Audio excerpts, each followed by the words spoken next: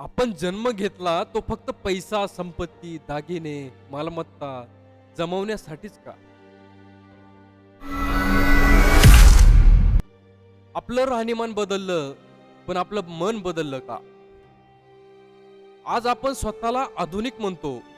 मोठी घरं झाली, मोठ्या गाड्या आल्या, हातात महागडे मोबाईल आले. पण एक प्रश्न अजूनही तसाच उभा आहे. आपलं राहणीमान बदललं, पण आपलं मन बदललं का? आपल्या महाराष्ट्रात किती संत झाले. संत तुकाराम महाराज, संत ज्ञानेश्वर महाराज, संत एकनाथ महाराज या संतांनी स्वतःचं संपूर्ण आयुष्य घालवलं फक्त एका गोष्टीसाठी. माणूस चांगला व्हावा, विचार शुद्ध व्हावेत, जीवनात समाधान यावं. पण आज इतकी वर्ष उलटून गेली तरी आपण खरंच बदललो का हो?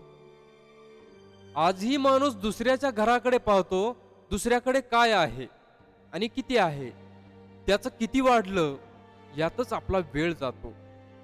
आपल्याजवळ जे आहे त्याची किंमत आपण ओळखत नाही, कारण आपलं लक्ष स्वतःकडे कमी आणि दुसऱ्याकडे जास्त आहे. आज माणूस स्वतःसाठी जगतच नाही, तो तुलना करण्यासाठी जगतो. दुसऱ्यापेक्षा मोठं घर हवं, गाडी मोठी हवी, जास्त पैसा हवा आणि या धावपळीत जीवन कधी निघून जातं हे कळत नाही.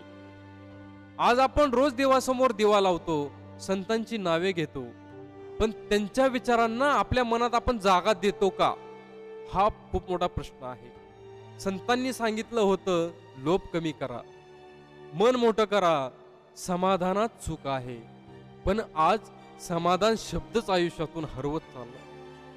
ज्यांच्याकडे लाख आहे त्याला कोटी हवे, ज्यांच्याकडे कोटी आहे त्याला अजून हवं, आणि ज्यांच्याकडे सर्व काही आहे तोही शांत नाही. बाहेरची श्रीमंती वाढली पण मन रिकामं राहील. आज माणूस पैसा कमवण्यात इतका गुंतला आहे की स्वतःसाठी वेळ नाही, घरासाठी वेळ नाही, मनासाठी वेळ नाही. आणि शेवटी एक दिवस कळतं, सगळं मिळवलं पण जगणंच राहून गेलं.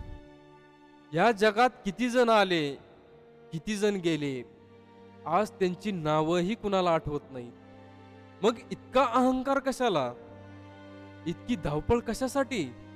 आपण जन्म घेतला तो फक्त पैसा, संपत्ती, दागिने, मालमत्ता जमवण्यासाठीच का? की माणूस म्हणून काहीतरी चांगलं मागे ठेवण्यासाठी?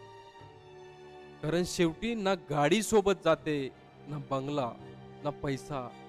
सोबत जातात फक्त आपले कर्म आणि लोकांच्या मनात उरलेली आपली ओळख. त्यामुळे लोभ करू नका, जीवनाचा आनंद घ्या, समाधानाने जीवन जगा. मित्रांनो, व्हिडिओ आवडला असेल तर व्हिडिओला लाईक करा, शेअर करा, कमेंट करा आणि या चॅनलवरती जर नवीन असाल तर चॅनलला सबस्क्राईब करायला विसरू नका. धन्यवाद.